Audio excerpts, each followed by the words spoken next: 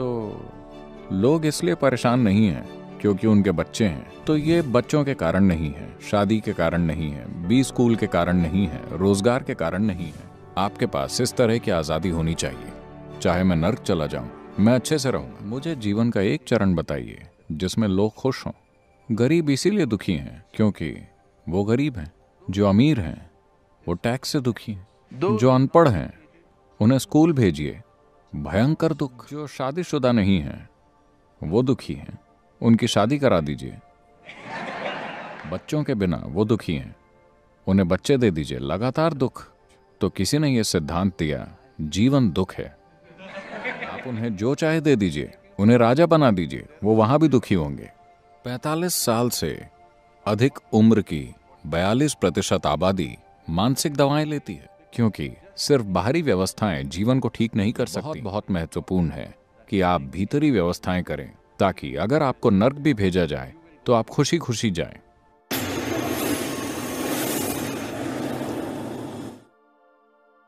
मैं चाहता हूं कि आप ध्यान से देखें, सिर्फ अपने माँ बाप को नहीं, अपने आसपास सभी को बस ध्यान से उन्हें देखें।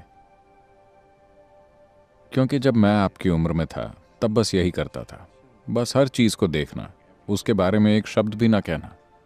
अगर आप लोगों को ध्यान से देखें तो आप पाएंगी कि आज हम ऐसी दुनिया बना रहे हैं कि बच्चे का मतलब उन्हें नैपकिन की समस्याएं होंगी, किशोर मतलब किशोरावस्था की समस्याएं,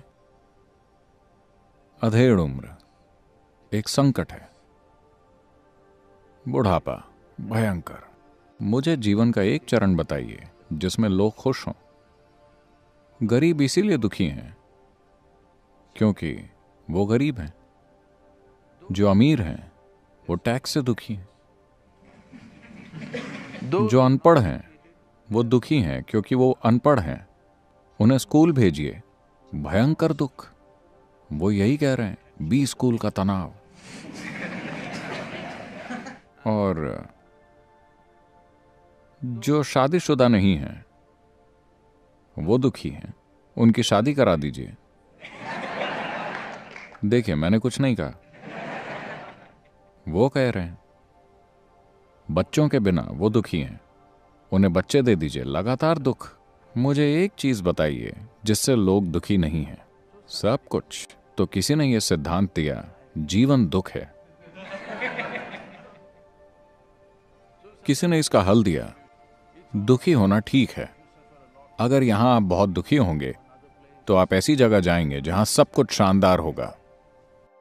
आपने स्वर्ग के बारे में सुना है? वहां गई नहीं है? ठीक है, मैं स्वर्ग सबसे शानदार जगह है। हम इसलिए दुखी होते हैं क्योंकि वहां सब शानदार है। मगर मैं पूछता हूं, क्या आपके पास कोई सबूत है कि आप पहले से स्वर्ग में होकर उसे बर्बाद नहीं कर रहे? हेलो, क्या आपके पास कोई सबूत है कि आप पहले ही स्वर्ग में नहीं हैं और उसे बर्बाद नहीं कर रहे? बाहर जाकर देखिए, शायद आप उसे अस्त व्यस्त कर रहे हैं। इस पृथ्वी को देखिए, सौर मंडल के बाहर से बाकी ग्रहों को देखिए और फिर पृथ्वी को देखिए। क्या यह स्वर्ग जैसा दिखता है? तो आप पहले ही स्वर्ग में हैं और उसे पूरी तरह बिगाड़ रहे हैं। फिर आप दूसरे स्वर्ग में जाना चाहते हैं क्योंकि आप इसे बिगाड़ चुके हैं। तो लोग इसलिए परेशान नहीं हैं क्योंकि उनके बच्चे हैं। उनके बच्चे नहीं होते तो वो लगातार दुखी रहते हैं। बच्चे आए, थोड़ी सी खुशी मिली, बाकी बस उसका रोना। तो ये बच्चों के कारण नहीं है, शादी के कारण नहीं है, बी स्कूल के कारण नहीं है, रोजगार के कारण नहीं है। ये सिर्फ इसलिए है क्योंकि इंसान समझ नहीं पाए हैं कि खुद को कैसे संभालें। बस चाहे जो परिस्थिति हो, कुछ होगा। आप उन्हें जो चाहे दे दीजिए, उन्हें राजा बना दीजिए, वो वहां भी दुखी होंगे। हाँ है ना? लोग बहुत ऊंची स्थिति में पहुंच गए हैं, अब भी दुखी हैं या नहीं? मैं ये इसलिए कह रहा हूं कि हमने ऐसी चीजें बनाई हैं। हम कल सुबह सारा सिस्टम नहीं बदल सकते, मगर हम खुद को बदल सकते हैं कि हम इसे कैसे संभालते हैं।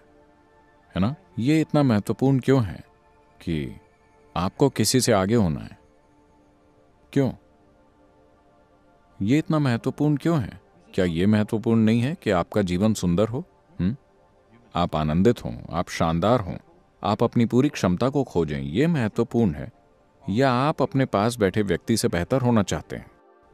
अगर आपके पास जो बैठा है वो गोबर है, तो आप थोड़े बेहतर गोबर होंगे। जीवन को ऐसा नहीं होना चाहिए। तो किसी के दुख के लिए खुद को दोषी मत ठहराइए। वो वैसे ही हैं, उन्हें अभ्यास है। कई लोग दुख में अनुभवी हो गए हैं क्योंकि वो नर्क जाने के लिए खुद को तैयार कर रहे हैं। तैयारी की प्रक्रिया।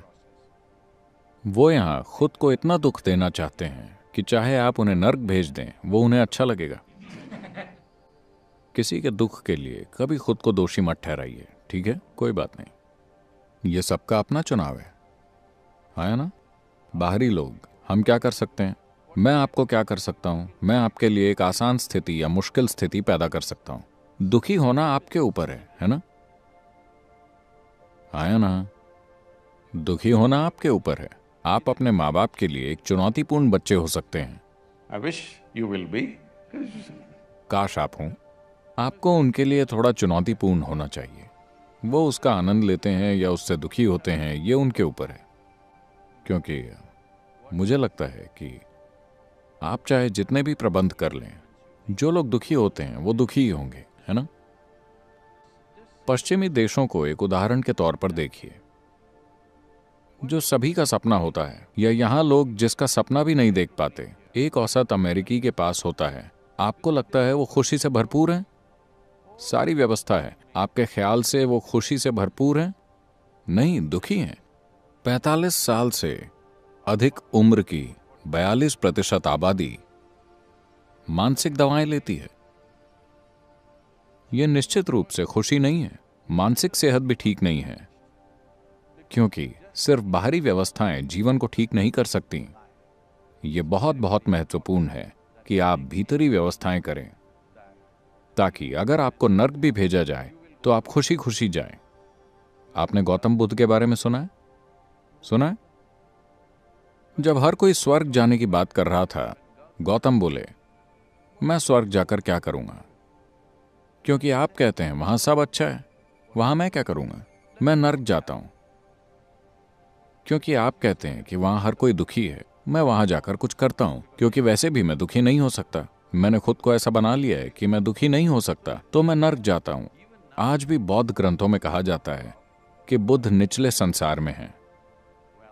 आपके पास इस तरह की आजादी होनी चाहिए, है कि नहीं? चाहे मैं नर्क चला जाऊं, मैं अच्छे से रहूंगा। किसी को मुझे स्वर्ग भेजने की जरूरत नहीं है। मैं देखता हूं कि ज्यादातर लोग दिन के उन 24 घंटों में जो हमें मिले हैं, व्यस्त रहने की अपेक्षा किसी सोच विचार में ज्यादा डूबे रहते हैं। मतलब ये कि उनके अपने विचार और उनकी अपनी भावनाएं इतना बड़ा मुद्दा है कि उनका ज्यादातर वक्त उनसे निपटने में लग जाता है। हो सकता है कि वो काम कर रहे हों, लेकिन काम के दौरान भी उनके भीतर काफी संघर्ष चलता रहता है। या दूसरे शब्दों में, जो चीज बड़ी आसानी से हो सकती है, दुर्भाग्य से बड़ी मुश्किल से होती है। मुख्य रूप से ऐसा इसीलिए है क्योंकि उन्हें एक असाधारण गैजेट या एक कमाल की मशीन दी गई है जो कि मानव तंत्र है, और उससे भी बढ़कर दिमाग नाम की एक जबरदस्त चीज मिली हुई है। वो चलाने की कोशिश कर रहे हैं इस कमाल की मशीन को, या गैजेट या कंप्यूटर को, अगर आप इसे इस नाम से बुलाना चाहें, बिना इसका यूजर मैनुअल पढ़े हर दिन अपनी ही चीज के साथ संघर्ष करते रहते हैं। और ये 20 की उम्र पार करने पर भी ठीक नहीं होता। अपने आखिरी दिन तक, अपनी मृत्युशैया पर भी वो उन्हीं चीजों से जूझते रहते हैं, अपने विचारों और भावनाओं से।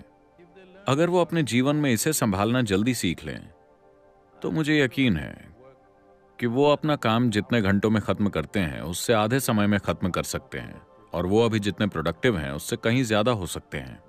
मेरी कोशिश यही है कि मैं लोगों की जिंदगी में ये संभावना ला सकूं ताकि आप सहजता से जीवन जी सकें, संघर्ष के साथ नहीं। एक चीज ये है, जब हम काम कहते हैं, बहुत से युवा लोग शानदार लोग हैं जिनको उनके शानदार काम के लिए पहचान मिल रही है। उनके अलावा आमतौर पर काम का हमेशा मतलब रहा है, लोगों को सिखाया जाता है कि उन्हें कड़ी मेहनत करनी चाहिए। किसी ने उनको ये नहीं बताया कि उन्हें खुशी खुशी काम करना चाहिए।